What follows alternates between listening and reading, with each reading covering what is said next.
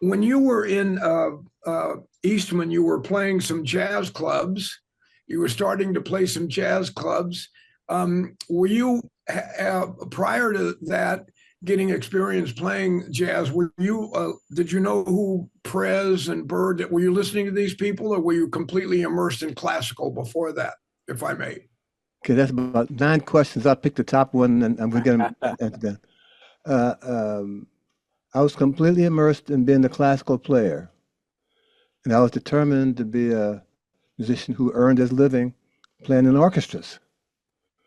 I'd been earlier in my career at Cass Tech, to give you some footnotes to this answer. The schools had these PTA meetings and these NEA meetings at school, and they'd have the local schools provide music. Well, when I was in Cass Tech 1958, 1952, 55 or so, I noticed that everyone was getting called to do this music wallpaper stuff, but me. And I was a very good cello player. And I said, well, this is not going to work for me, man. I mean, I can't believe that I'm looking at Detroit in 1952 after 1937, and I'm seeing this racist stuff take place. So there's one bass player, and if he graduates, there'll be one more, there'll be me. And they will have to call me. That's why I'm playing bass. I carried this attitude through to Eastman, and I'm playing in the orchestra. Eastman had a Eastman Philharmonic, a really good orchestra, probably the one of the second 5 in ranking. And they would have students play in the orchestra to fill out the seats and save them money, of course, and they picked 1 or 2 students every season. Well, they needed a bass player, and they chose me out of the 8 or 9 bass players who were Eastman students at that time. So I thought I had a good chance to earn a living playing classical in the orchestra. But Pierre Monteau, Eric Leinsdorf, Frederick Fennell, Howard Hanson, a whole slew of wonderful composers and conductors, including the guy who did the Walt Disney stuff. Oh, short guy. Yeah. I can't. He was down in Texas at the time, and we met after rehearsal one day, and he said, Mr. Stokowski, Leopold Stokowski, said, Mr. Carter, I've noticed you're playing, and I would like to have you come to my orchestra down in Texas, but the board of directors, they're not ready to have colored people in the orchestra. So for twice I'm hearing that story.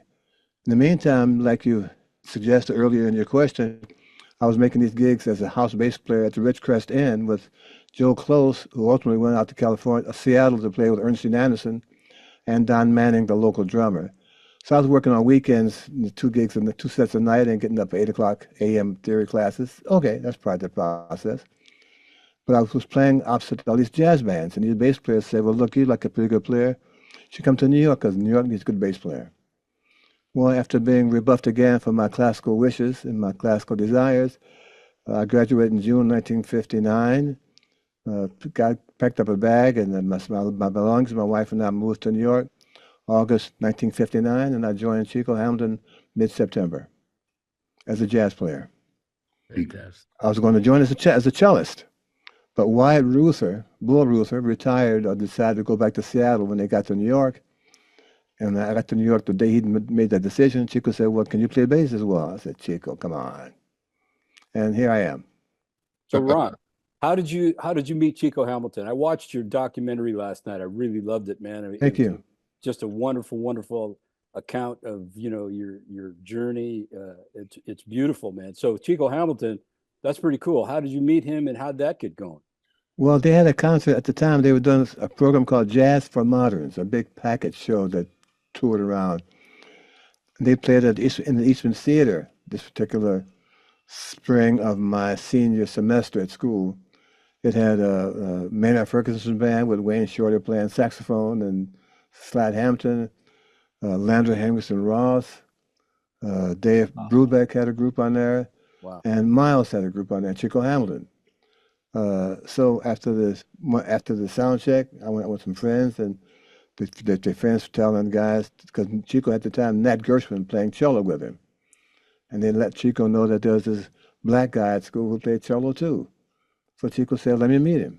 So at some point, we met in the hallway between their sound check and the gig, and I introduced myself, and he asked me, was I a serious cello player? I said, at some time, yes, but right now I've been discouraged from doing it because they told me that the classical world is not ready for minorities. You know, I said, well, so I said, F 'em. Jazz guy said, come to New York. What time period was that, Ron? 1959.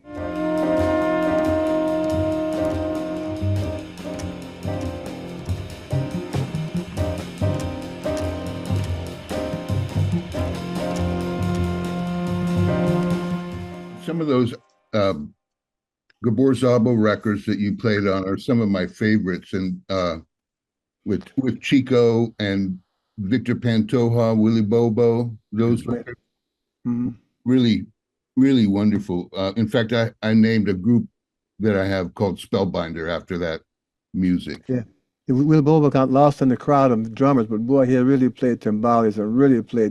He got a good sound on the drums, man. Yes, sir. Yes, sir. Just, we did the Apollo Theater, as a matter of fact, and with Willie Bobo, Potato playing congas, Tato Valdez, yeah. Dave Pike playing vibes. We had a good band for like 4 or 5 concerts at the Apollo Theater, you know, well, Willie Bobo was just a lovely man who played wonderful sounding drums. Yeah, he's a funny guy too. Yeah. You know, I think that everybody in this room, you're on one or if not a few of their favorite jazz records. I went through it last night and it was unbelievable. I mean, these records that moved me so much, Lenny, you're absolutely right. Like Individualism of Gil Evans. That's a good record, man. Oh my God. Hey, Mike, remember you and I listened to Stoneflower a lot. When I used to come out to San Francisco and stay with you, Stoneflower was the record that we listened to a lot. And I recorded it. I recorded it. Everybody did. Yeah, you recorded it, you know. Yeah. Speaking of that, I have a book out called Carterisms.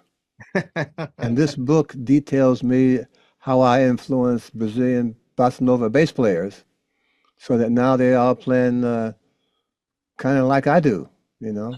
Yeah.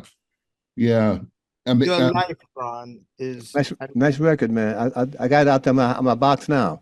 Yes, sir. I listen to it all the time, you know. And the fact is that with no joke or anything, but your life is a romantic life when it comes to history, the history of any kind of music, because of everything that you've gone through to get to where you are. So that's why you are GB. For those that don't know, GB is God bass. That's what I call it, God bass. Yeah. So Ron, on your website, who invented that timeline of all your recordings? That's isn't that amazing? That is brilliant, man. You know, if I will send you. Everyone has that site, that roncarteruniverse.com. Yeah. Yes. Yeah. That's just. I can give you their names. Fathom. You can talk to them. It's called Fathom. Yeah. Huh? They're called Fathom. Yeah, they were looking for a project that would make them get more business, and they were curious about what projects were available. And someone on my media team knew one of the guys, and said, "Well, how about come doing my client?" And we had to talk, and I said, "Well, all I do is make records and be the only bass player in the band. Does that help you?" He said, "Yeah, we'll make it work, and what you see is their efforts, man, and it's fantastic, man." That's an unbelievable thing, man. It's just a wealth. It's so valuable. It's like a library. It's just the greatest. And then every single musician that you collaborated with, like you put in any drummer's name, which probably is like all the drummers, all the drummers. And it was so great to see, you know, Joe Chambers and folks like that just, they sound so beautiful on that stuff, and the Lee Morgan stuff, and Elvin, of course. That was brilliant. I looked up that company, Fathom, and got a little deeper. And guys, I mean, these guys are doing work with physicists and this, and I mean, there are. It looks like it, man. The way that that's put together, holy shit.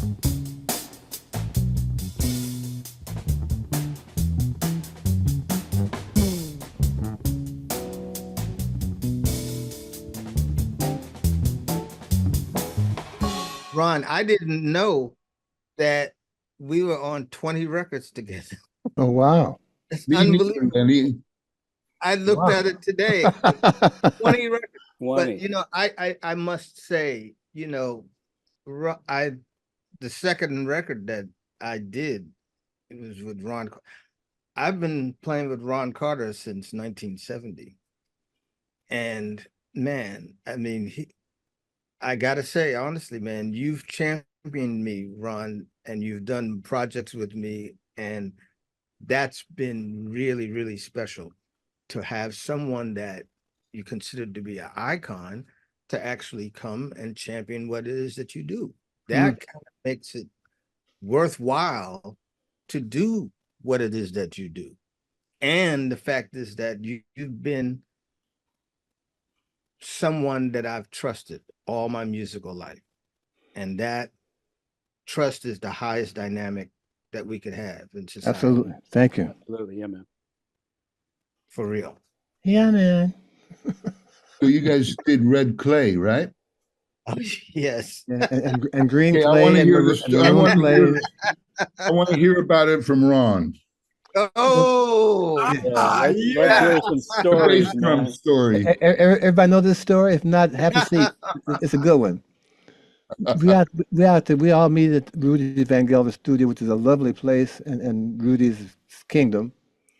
And we get into the side of the studio, and Lenny had just finished working the night before at a club in New York with his new bass drum, which is made out of an oil can.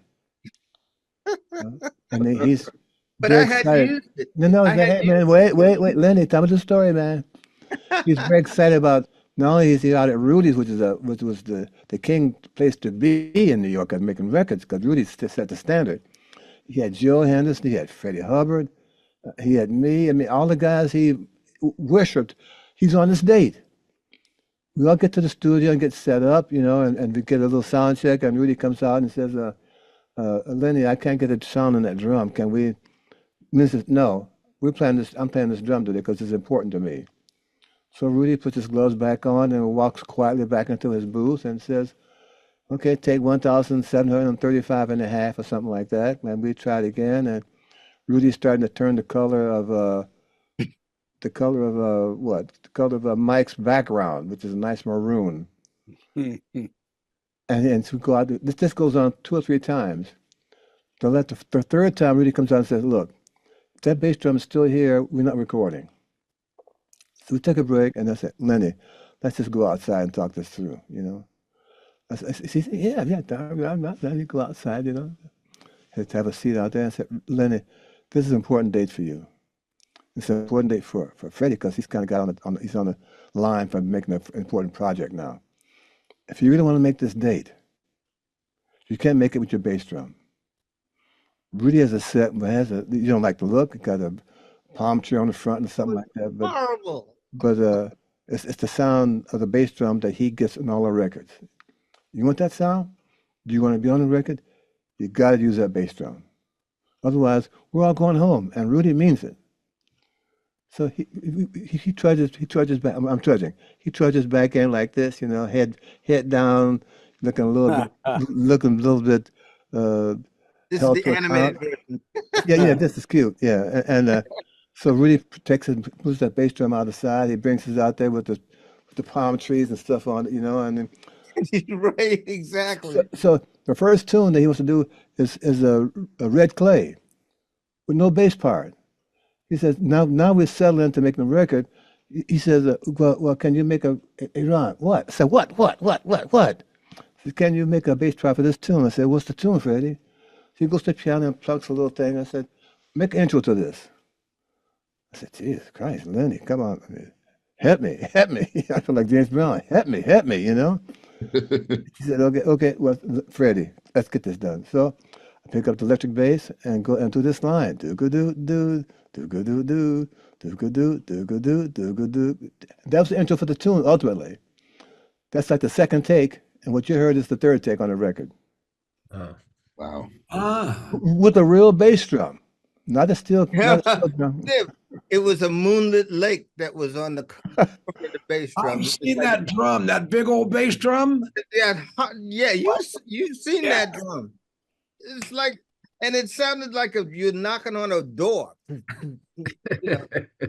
So the fact that I'm playing with my heroes, I want to be able to play my drum. That is true. But when he brought that drum out, I was like, I didn't listen to the record for a long time, man, because of the fact that I hated that drum sound. We loved it.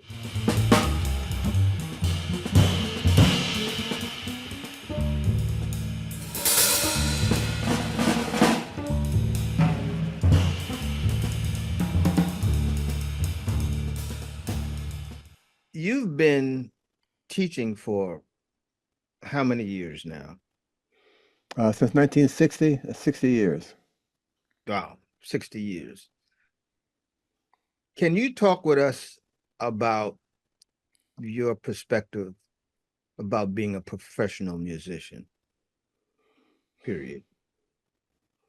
Because well, you know, if I can just jump in, that kind of starts with Lenny with teaching, because when you teach, I'm sure all you guys have or maybe still be teaching. Part of what you do is teach them something about life as a part of the teaching process. Mm. And the first thing I do, guys, is have the students bring a pencil and paper to the lessons. No video, no tape, no iPhone, no. I want you guys to have some verbal connection. I want you guys to know how to write a sentence. I want you to know how to spell. I want you to know how to get the essence of the point in 25 words or less. Because you got to talk to people. You got to be their friend. You got to know how to be their enemy. You got to know how to deal with the bell captain, the cab driver. You got to know how to deal with the guy who's playing saxophone too loud, or the pianist who doesn't know how to comp. By having you have this basic skill of knowing how to make a message concise and to the point in 25 words or less, you got to be emotional. You got to have a vocabulary. You got to know how to talk to your point through. You can't say, I'll play it for you. No, man. That's the problem. You're playing it for me. I want you to tell me what you want. Tell me how I can fix this. Tell me how we can fix this.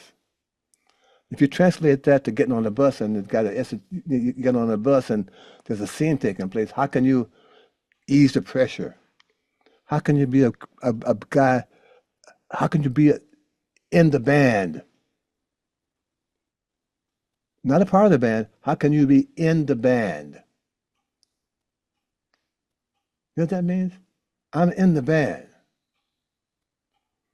Oh, yeah. I recognize that I'm the only bass player in the band. I recognize I'm the guy who helps everybody sound better. How can we work that out verbally and not having anyone leave with their jaws locked and a terrible attitude? That's life. That's like going to Fairway, man. Going to Costco's, man. Yeah. They got to know how to do that kind of stuff. You got to know how to be in line at the hotel, and the guy sees your credit card and goes in the back and calls the manager. What are you going to do with that? How are you going to respond to that in an adult fashion? It's like telling the guy, hey, man, you're playing too many choruses. Can you stop? And we're still playing. Hey, man, too many choruses. Next. That's part of life we're talking about here. And part of having everyone's respect is knowing how to give everybody the same kind of treatment. Treat everybody equal. You know, one of the things I realized the other day when I was talking last week or whatever it was, we talked about Miles again, you know, what our relationship, you know, and I never exploit that. I never said Miles, man. No, that may be true, but I never said, well, what I ultimately tell them is the following short story. We all met at Miles's house in '63, whenever it was, with a new band.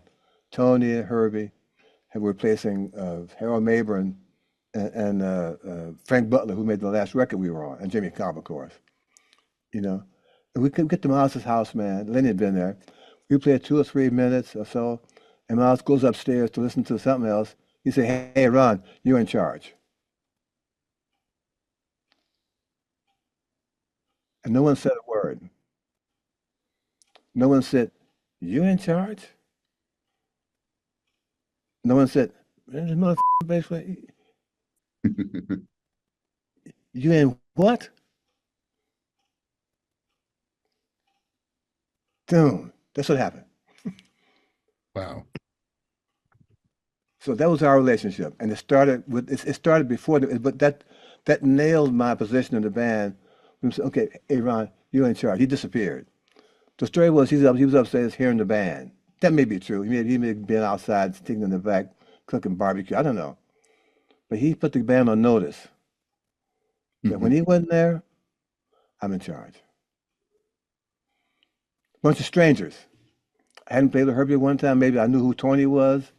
George was doing what George was, and all of a sudden, this bass player, "Hey, Miles, you tell me he's in charge?" Yes, he's in charge. I'm going upstairs. And that set the tone. Ta-da! For the next 5.5 years. Pretty cool. It's a long story, but I couldn't find the answer any other way, Lenny, than that one.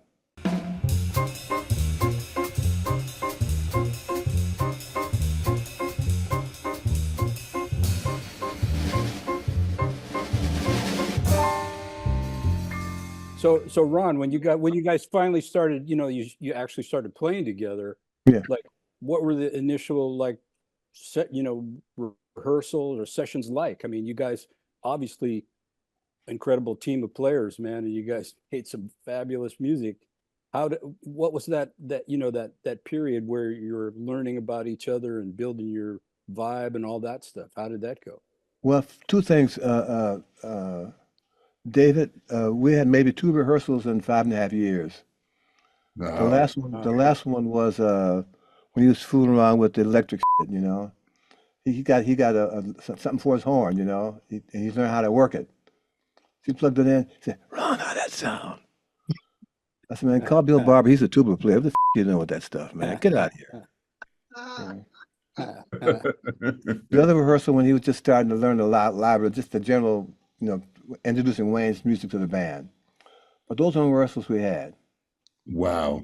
That's the key to success. Yeah, amazing. That's teamwork, man. Bandstand where it's at.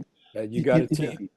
I think that's a hard question for me to answer because I was in the band, so to speak. Some snippets of that kind of a response would be when Tony Williams put his own bands together. The bass players in the band, whoever they were, they asked Tony how he'd do that with Miles, So he would say, "I couldn't have done that without Ron." Wow.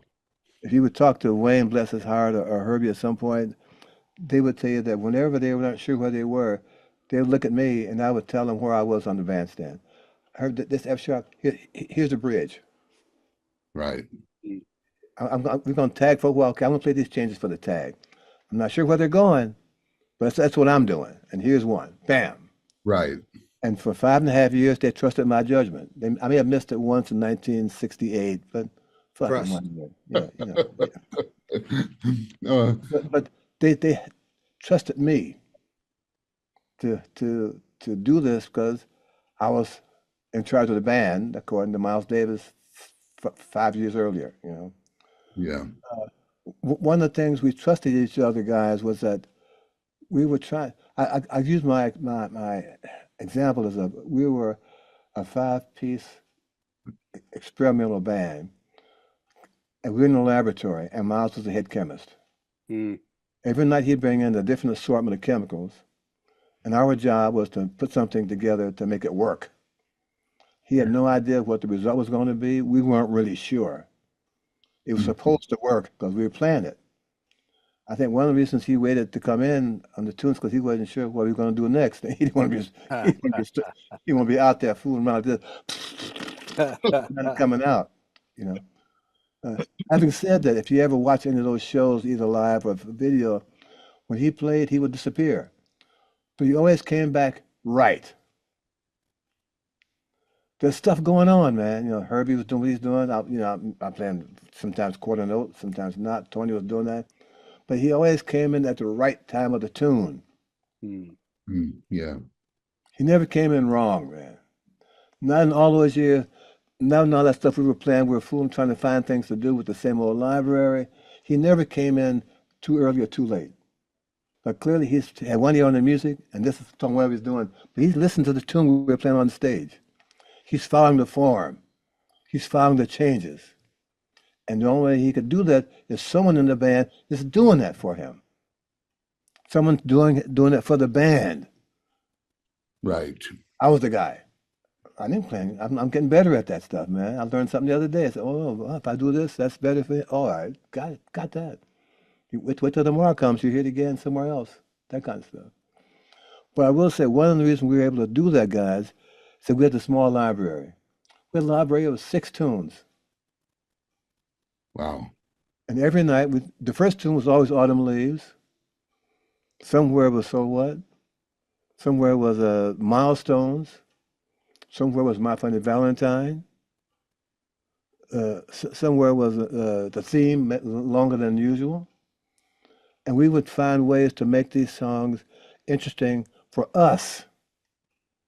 Because the library was the same for 5.5 years. We never played live, maybe 2 tunes of all we recorded from studio only twice in all those years.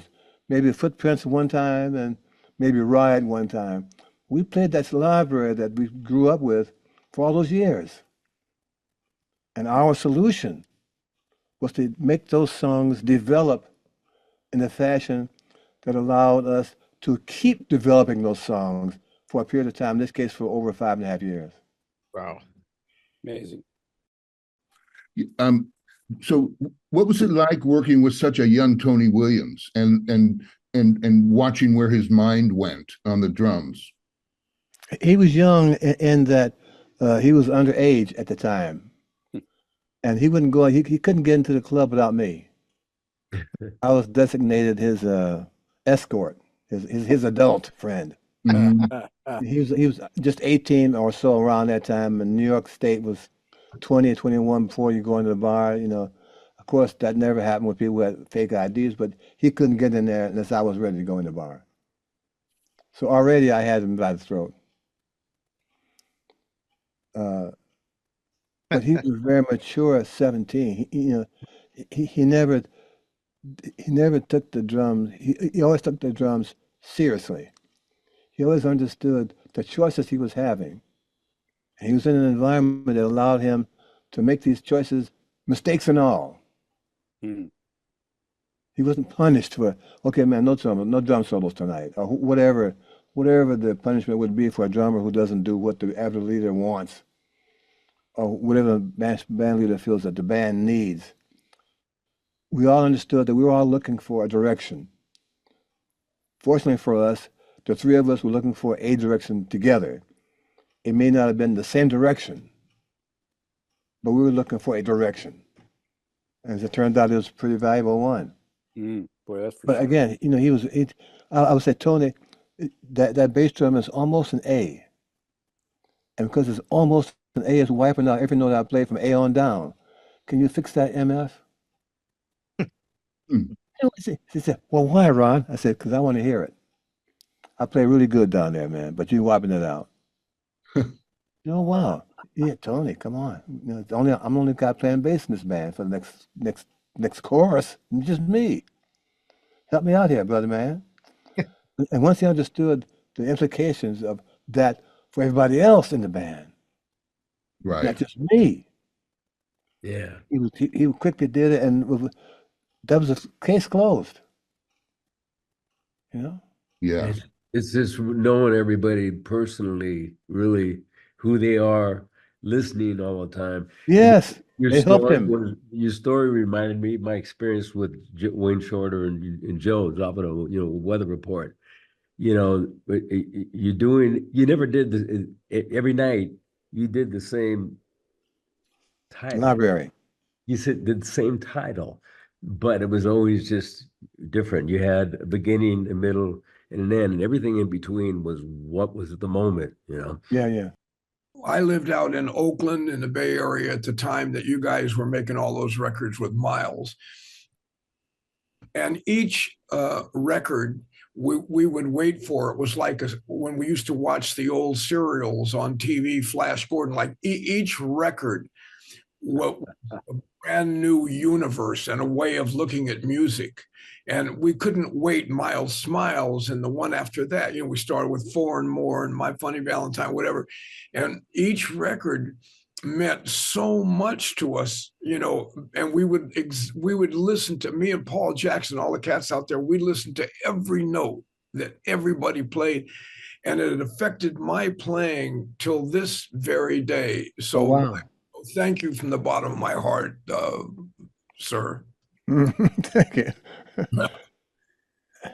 Ron, I heard you say in an interview that, for instance, when people talk about Four and More and My Funny Valentine, those are the same sessions you guys played live. Yes, at Lincoln Center. Yes. But you said that when you guys did the stuff live, you didn't even know that it was live and that they were recording it. That's correct. So you would take the album that you did and go to the union and say, hey man, we recorded this, we never got paid for it. And so you got paid after the fact by going and taking the album that you had already recorded and say, we need to get paid for this. That happened for every record that was live. Unbelievable. Wow. I go back again to your documentary. I found it so inspiring, man, from beginning to end. I rented it. I loved it so much that I bought it so that I can now watch it, a few more times, because there's just so much in there. Talk about, your personal vision, because I do a lot of teaching. And one of the first things I always do with my students is I ask them what they want to do. Where do they want to go? And do they have a story, for themselves about, how they see themselves in this and how important that is, because I know that was very important to me, mindset and a vision that you have, for yourself. And so can you talk about that, like your kind of like dream, what it was that, you wanted to do, and how has that path gone for you? Well, what I wanted to be, David, was a classical cellist. My dream starts there at 13, man. I'm taking lessons. My parents scrambling for the money. I'm from a family of seven brothers and sisters, family of 8, 6 girls and 2 boys. During the difficult times in the society of 1937 era in Detroit, it's tough times. My father managed to always find something to do despite not being able to hire it because he was a African American. My goal was to be a classical cellist, to be in an orchestra. I went to the Detroit Symphony Hall with my class one day, and the orchestra sound was just overwhelming. I couldn't believe that these now 90 or so white people made this kind of music, and they were reading it. It was just amazing, that kind of sight. And I said, I want to do that.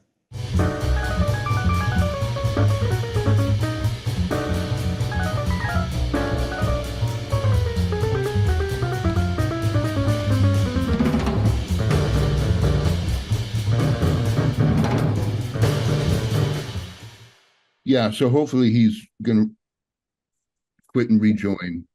This is so unbelievable. I mean, it's it really is. Ron Carter, man. That's Ron Carter. Yeah.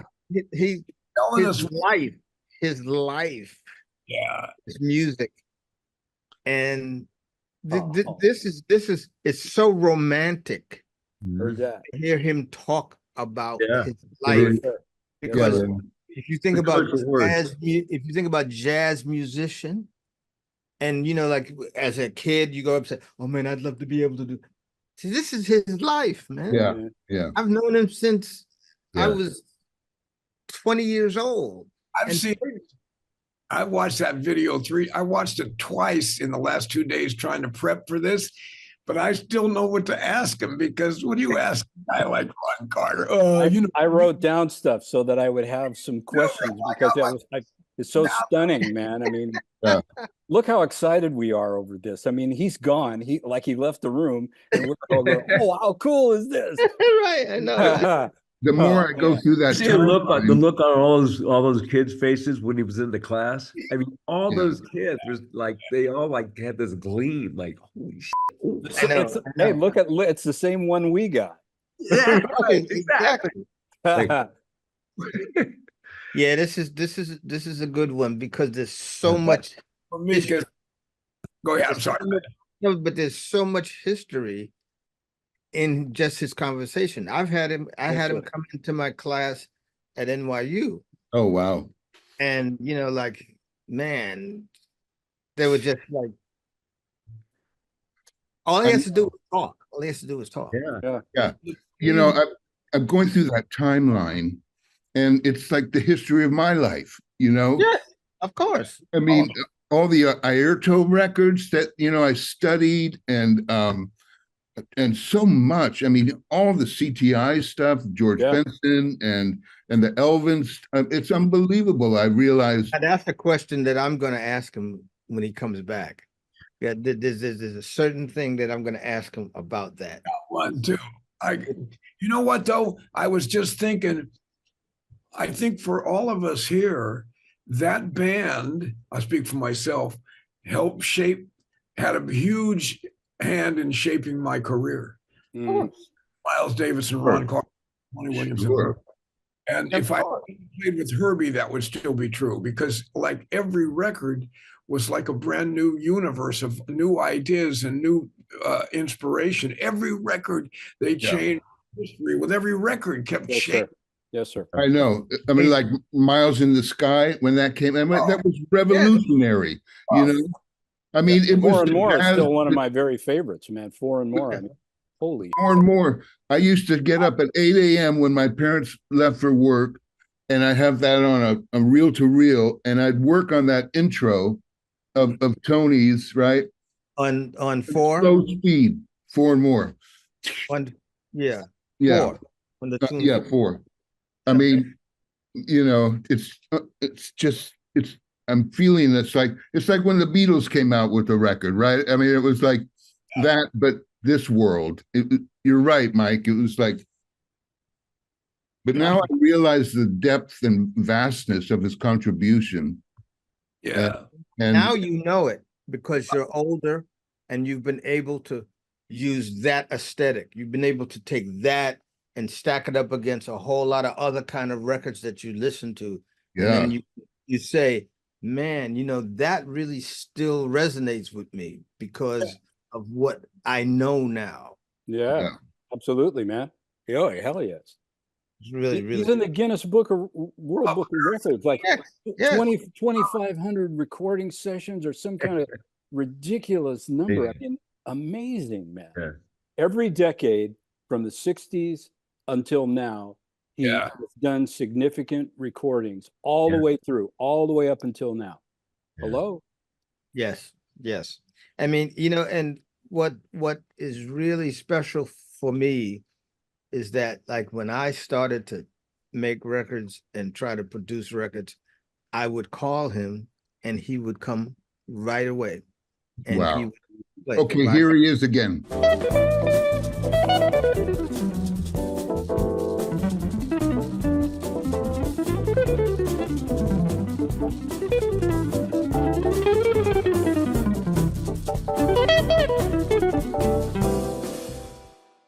How do you feel?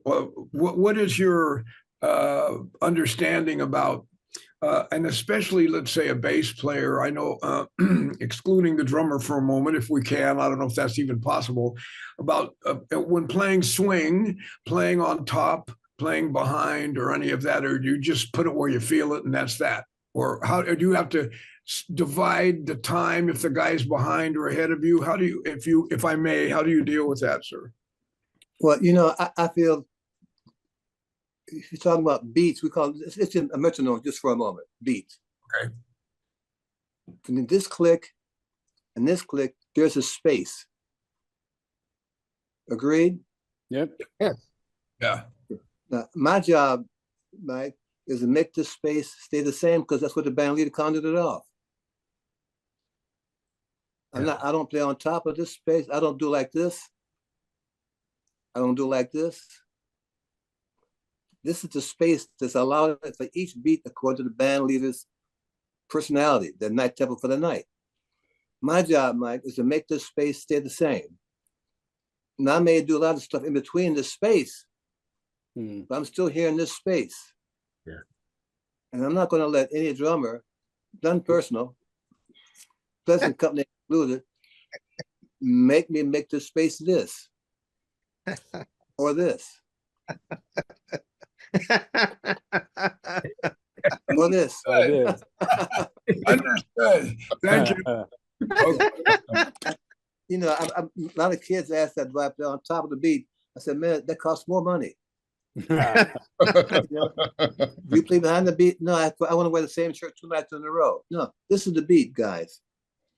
And the guys who know, who trust me, who feel the time is changing, they're more inclined to make their adjustments and not expect me to make mine because of my reputation of making this space forever.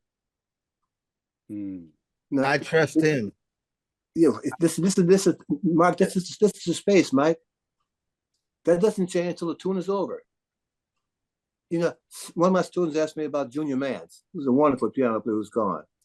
He made a record called Happy Time. And the song that fascinated him was For Dancers Only. Mickey Roker's the drummer. Mickey Roker. And this is my 1962, Mike. So I went on yesterday to find the song, and boy, the band was sounding really great. What I did, the tune was like a 6-minute tune. It goes from 2 beat to swing to back to 2 beat. You know, if you know the Junior Mance is a real blues player. I started the track at the beginning and played through, and I stopped the track all but 1 beat, 1 bar from the end of the tune. Then I went back to the beginning, and the time was the same for 6 minutes. The song is called For Dancers Only, Junior Mance, and me. You guys, check that out.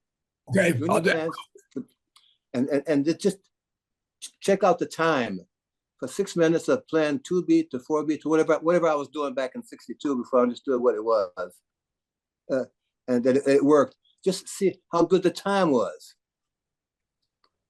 We all think we got good time, but sometimes we don't really hear it until we stumble on this kind of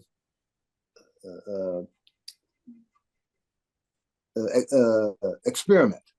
And I wasn't pleased. I was saying, that's how it's supposed to be, isn't it? Next tune, yeah. I trust Ron. When I play with Ron Carter, I trust him. I know that there are people that have called him Checkpoint Charlie. Arthur Taylor, yeah. The whole point was to trust him. And Ron, I don't know if you remember, but we played a gig at the Blue Note with Chucho Valdez. Ooh. And it was amazing. And Regina Carter played too. And he had his conga player. And on that gig, I just remember playing with Ron and taking a break one of those times. And I asked him a question. I said, Ron, you trust me now? And he said, yes. I said, and for me, that was a major point for me, because Ron plays, and he plays whatever he wants to play when he knows that the time is cool. If he has to make the time, but he trusted me, and for me, that was a major point for me. I can imagine. Yes, because he's the guy. When I play with him, he's the time. And I think that that's what made Tony great, is the fact that he was the guy that made it do this. And that's extremely important.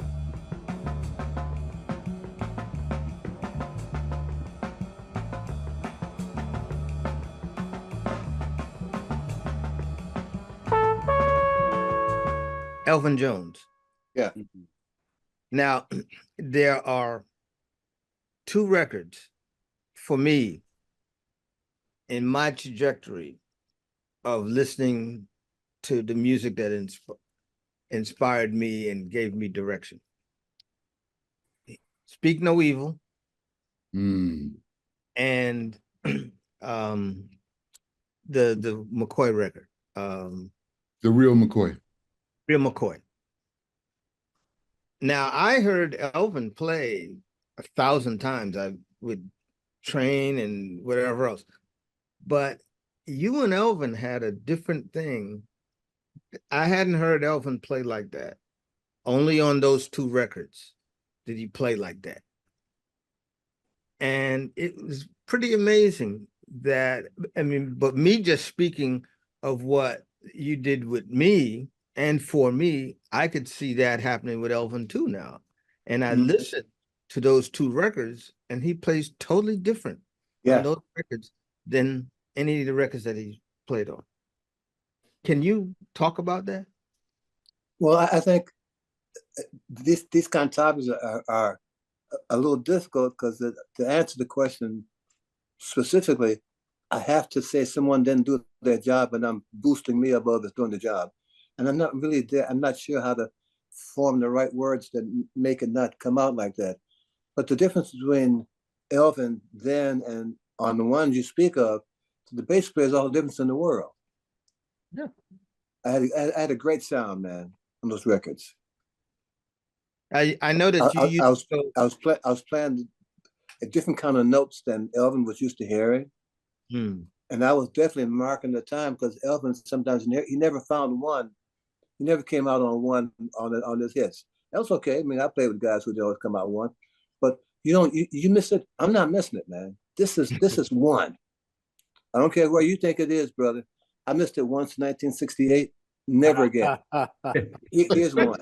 I'm telling you, man. And I played like that.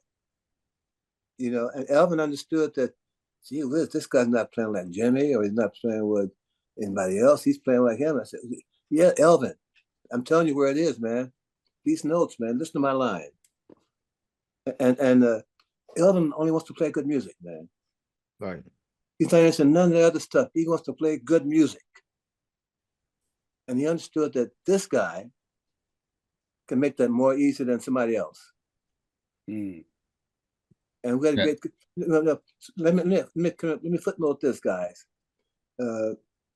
Lenny may know this story, but when I first meeting with McCoy, he was really a very forceful piano player. Really a rhythmic piano player. Yeah. And at this date that we're talking about with Joe and Elvin, when we found our first record, Elvin and McCoy was playing like this all the time, down by the bass hand, fifths and fourths and tenths, and we do a couple of takes, and to change the reel, whatever he was doing. I said, "Oh, McCoy, let me talk to you for a minute." Said, "Oh yeah, brother Ron, what's up?" I said, you play on the Steinway piano, right? Yeah, I love those pianos, man. Double D. Yeah, don't play past the S.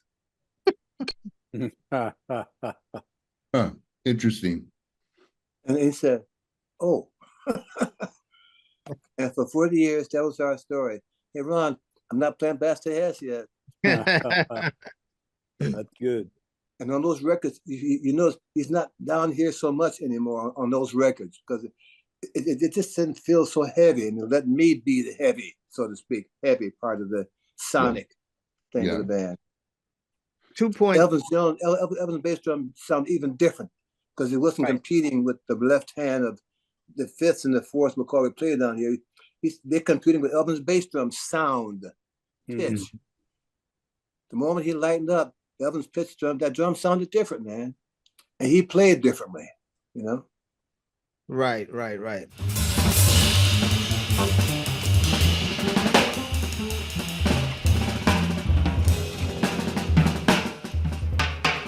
That's the difference between you playing on all those Blue Note records, and then with the Miles band, you guys just went in and probably just recorded. We were sight reading. We didn't know the music was until we got to the studio. Yeah. But now the other thing is this. I've heard you say in an interview that you would go to Rudy's on the weekends. Yes. And you and Rudy would go around the studio trying to find the best place that your bass sounded. Yes. Wow. That's commitment, man. That is absolutely commitment. That's a good story. That's good. Yeah, we went like 3 or 4 weekends. My sons would come with us, get 2 books, read in the corner, and Dad and this guy named Rudy Van Gelder would stand in the room and do this, or try this microphone, or he would point this way, or go to this room and this area.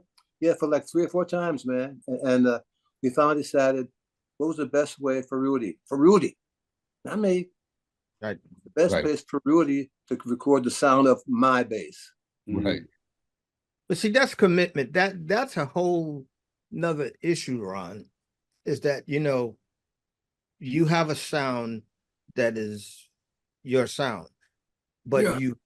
you worked on that in Absolutely. developing sound. And that's really an important thing about how you project your music. Your music is projected by the sound that you created, that you spent time and helped create. You know, Lenny, what I tell my bass player students is that I'm always pleased and quietly amazed that a record I made in 1984, 1975, 1962, despite all the people who have a chance to fool with that sound. I play a note here, right? In April 1962, there's an engineer, there's a producer, there's the mixer, there's the guy who cuts the master, the guy who prints it. These are all guys who are playing with the sound, with the knobs. They're not hearing what's going on, the balance, all that kind of stuff. And I'm always amazed that a record that I made 30 years ago, it's the same quality of sound and quantity of sound 30 years later, because that's what I put into it. You have an aesthetic. These 5 people couldn't it up. Ron, No, have what you they- had, do you have one instrument? Or how many instruments have you had? And where'd you get that instrument? I have a bassist in the corner. I'll give you a note on it before I leave. I bought it in 1959 for $100. I had to borrow the money. Oh, wow. And I've had the same bass for 62 years almost.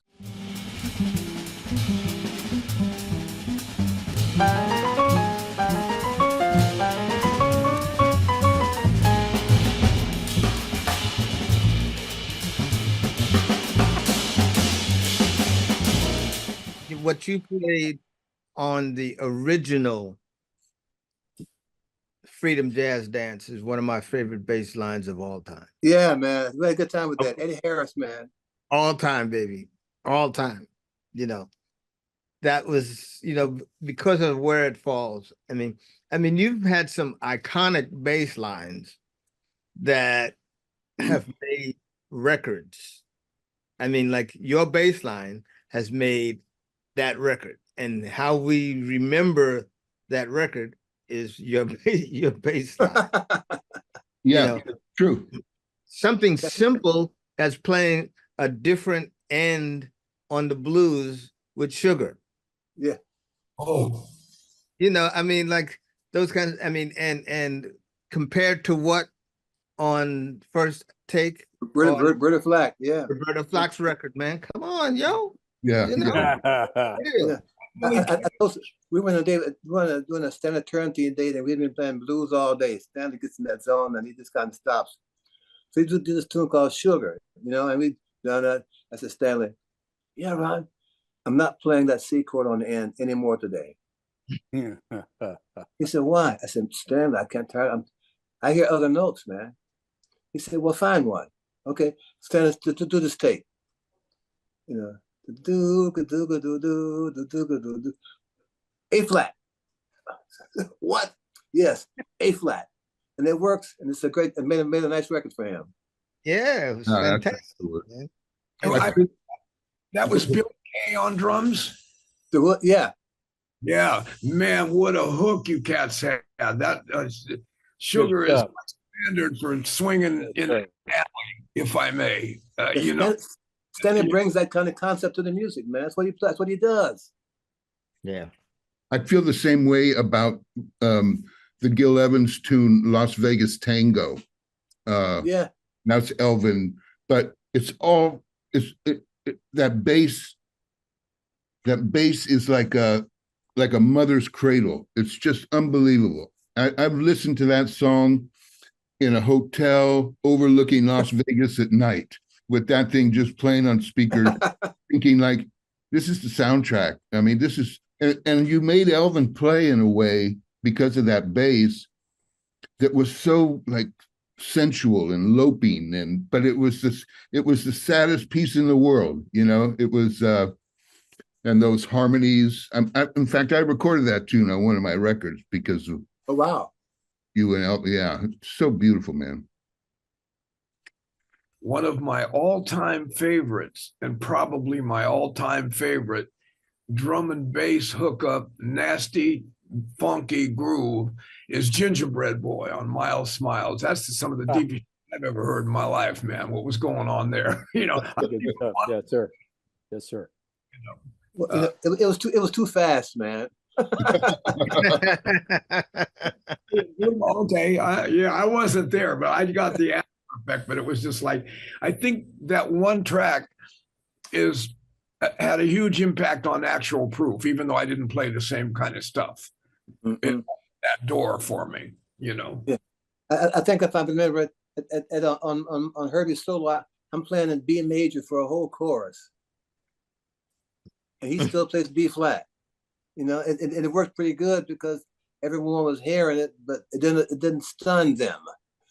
You know, they hearing some weird shit, but it was supposed to be weird. You know. Yeah. And the bass sounded good that day, and my hands would do what I was asking them to do without too much complaining. You know, the drum sound was great. You know, and you know, one of those things that they have put out with the Miles Davis and the Freedom Jazz Dancers, people didn't understand that Miles asked for our advice. Yeah. They rolled the tape, and then Miles said, "Hey, Tony, how about this?" Or Herbie voiced that. You know, he was part of the band. He wasn't the band leader. He was a part of the band. And being a part of the band, he let the band do what they do, be a part of the music. You know, and I'm forever thankful for him for having the comfort zone and trusting these four other guys who were half his age to take him somewhere else that no one else could take him. He accepted that. And he gave us the air to do that. And we beknownst to us, took advantage of it. So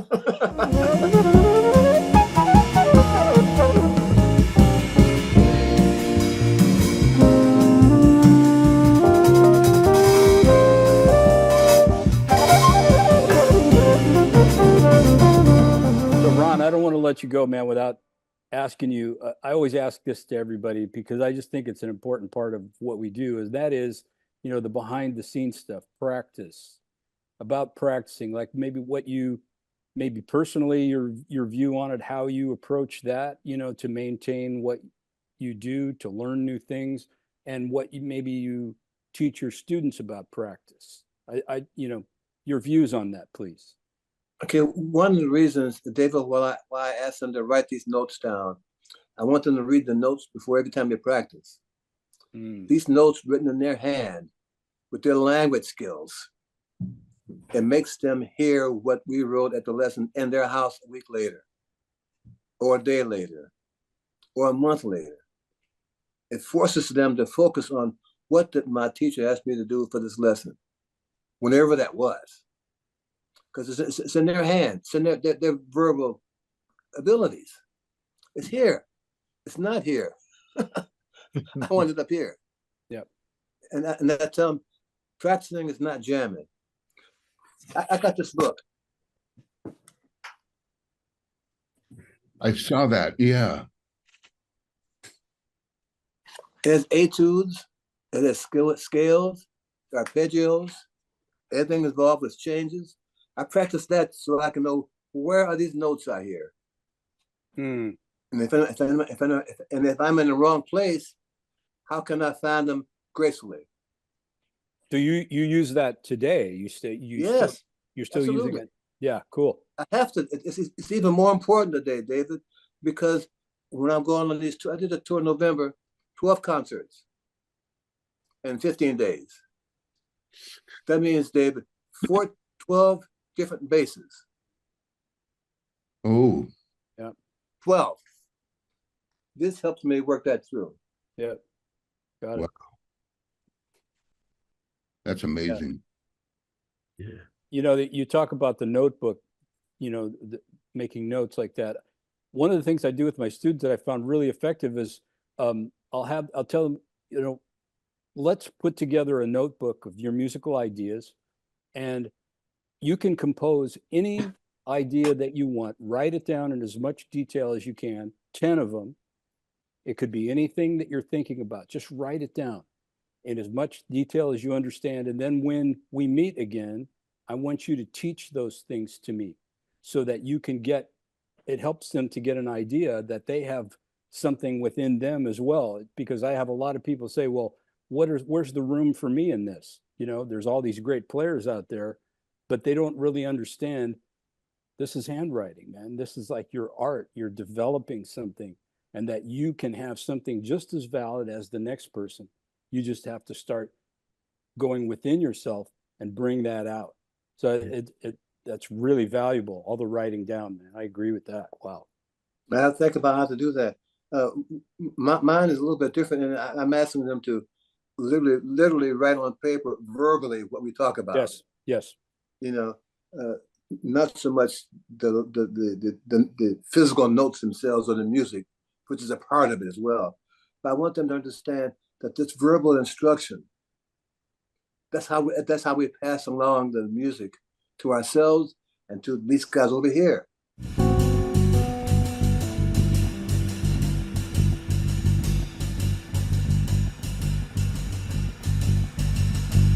What ails you? You know, you got this shoulder thing, you got this thing, you got that.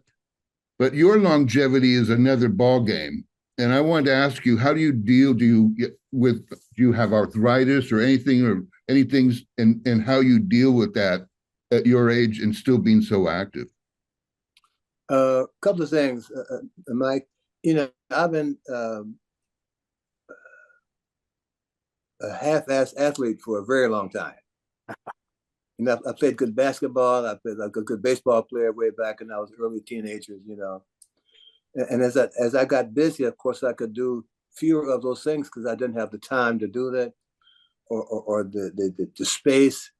You know, so along the way, I hired a trainer who came to my house 3 days a week at 9 a.m. It was 5 a.m. then, 5 a.m.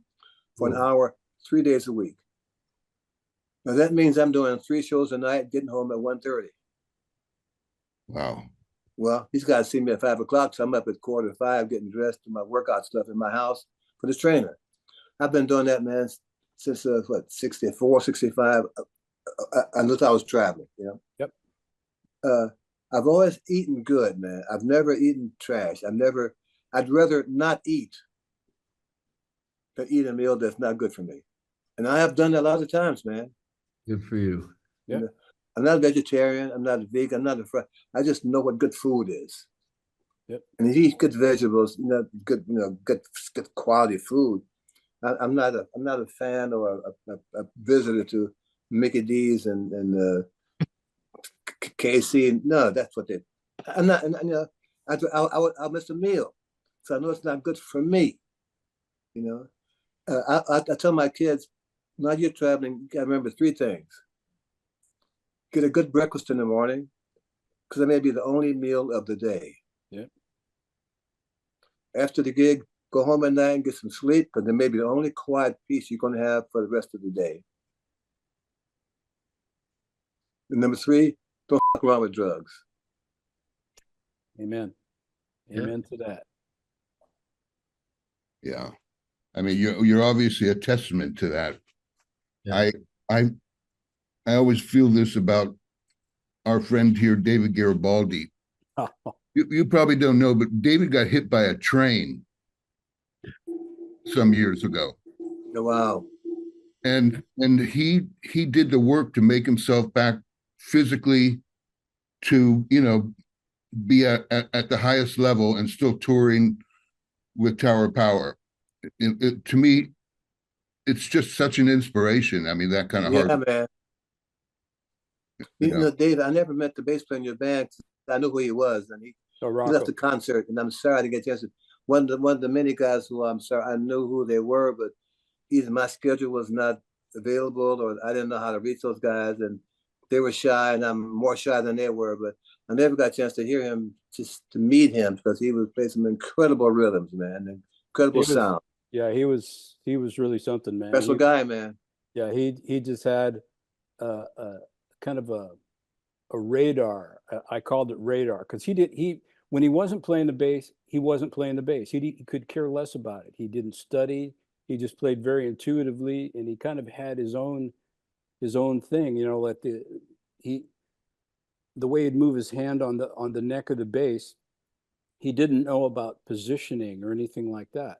Yeah. So he would use these two fingers and mute with the other two fingers, and he moved this way up and down the neck.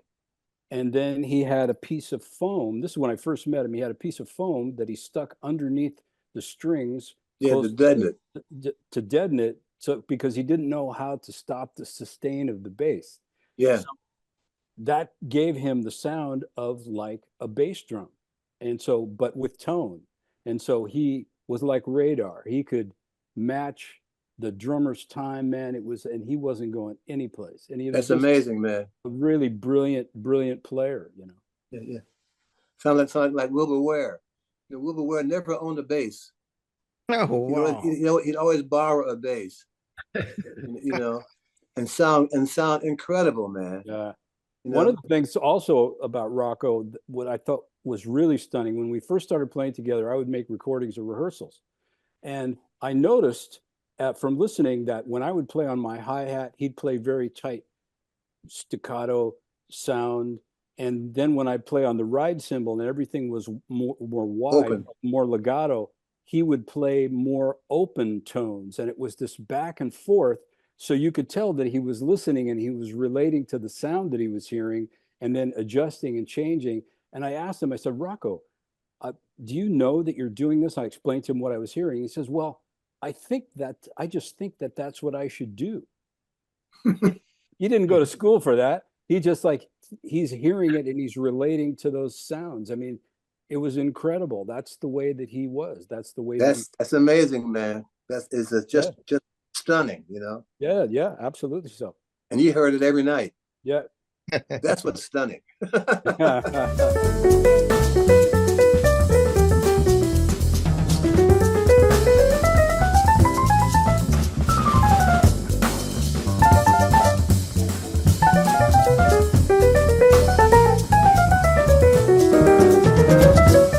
The other thing I wanted to ask about, because of his touch, were some of my favorite records coming up were the Artur records, and with Hermeto Pascual as well.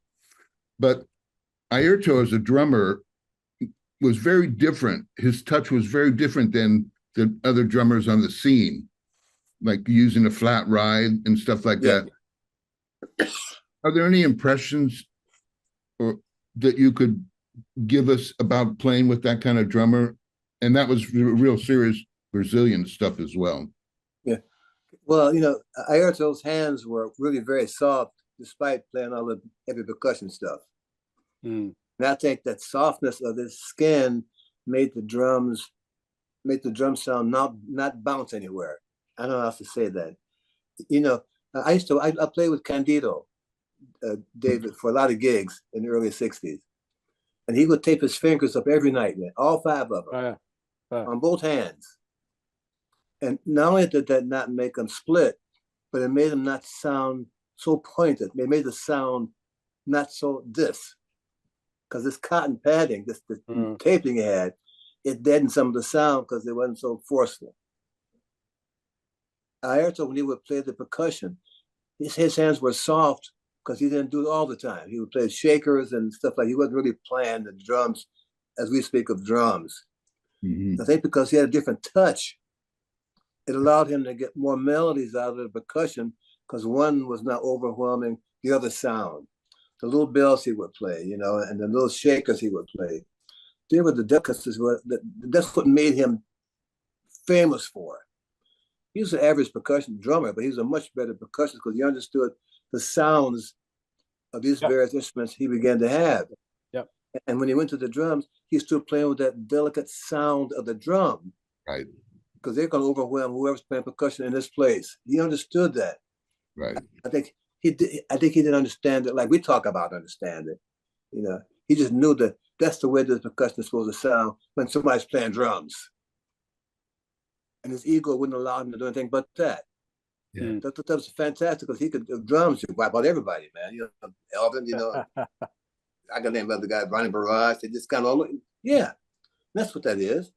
But he understood that now the guy who's playing percussion, his sound has to be a little more muted and a little less pointed. Because this guy over here is playing these delicate things, spoons, and playing like this with fingertips, you know. That's as important as what he's playing like on the high, a fast hi-hat. You understand what that does to this sound over here. He didn't mind making this less aggressive to make this sound over here equally important and much less not be able to be missed. A great sound. He had a great ear, man.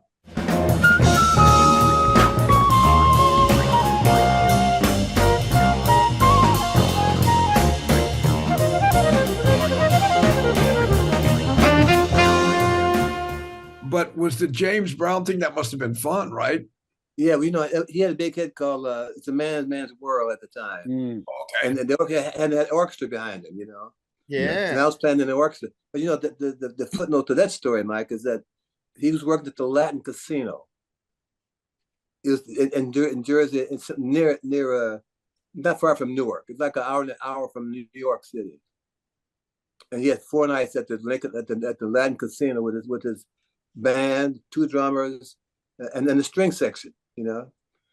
And I got called to do the date, and I said, yeah. So in the meantime, I got a call to do a Lee Morgan date. So I'm out of Rudy's for the Lee Morgan date at 10 o'clock, and we're supposed to be done by 2, because I got to get out to the Latin Casino by 6:30. Well, you know, we stuck at Lee Morgan was into his thing, and Ike Quebec was the A&R man. If you remember Ike Quebec, the saxophone player. Yeah, sure. And he was the A&R man, and we're doing this tune. It's now like 1 o'clock, and I'm starting to watch my watch. Like, guys, we're in the middle of the last take, and Ike woke up from a nod and said, wait, and it ruined the take. So we got to do one more take, and it's now 2:15. I'm looking at Newark at the Latin Casino, getting further and further away from me. You know, we had to do 2 more takes to finish up Lee Morgan's date. I get in my car, I drive like the maniac that I like to drive like that, and I got to the gig about 20 minutes before the band goes on stage. And that's not my shit. I'm always there before the janitor shows up, you know. and everyone is worried about where's the bass player for this. Where's this guy, you know? And I had already worn my suit to the day because I knew I wouldn't have a chance. I'm wearing my nice tie, and I'm looking really. I'm ready to go to work, man. You know. And I walk in, I unpack my bass, and I said, "Where's Mr. Brown?" I said, "Well, he's looking for you." I said, "Let me look for him this time." I found where it was. Mr. Brown. I got this date with this trumpet player, and they went over the time, and I got here as fast as I could. But I assure you, that this will happen again. We said, "Well, Mr. Carter, Master, he come by and apologize. Let's go to Wake." I said, "Well, let's go to Wake." Let's went to work for 5 more nights. Yeah, we did a movie score, a record date. Yeah, did some stuff with it. Pee Wee Ellis was doing the arrangements. My friend from Rochester, who I taught in high school for practice teaching. Yeah, he was really a nice man. You know, he was also James Brown. He was really respectful of his talent, guys in the band. 2 drummers, man. They're both incredible. Was it Clyde and Chavo? Yes. Woo! Okay. That's the stuff, man. Wow. Okay, sounds good. I tell you what, maybe this is a good place to stop and let you go, because we are that now. We are, how do you say it? Happy as pigs and shit. Yeah. That's for sure, man. Well, I can't thank you enough for doing this. Oh man, this is God, so I'm cool. sorry. I'm sorry it took so long for you to work this out, but I can't thank you how important it is for a bass player to be talking to the 6 drummers who understand what drummers are supposed to be able to do. Thank you. Thank you.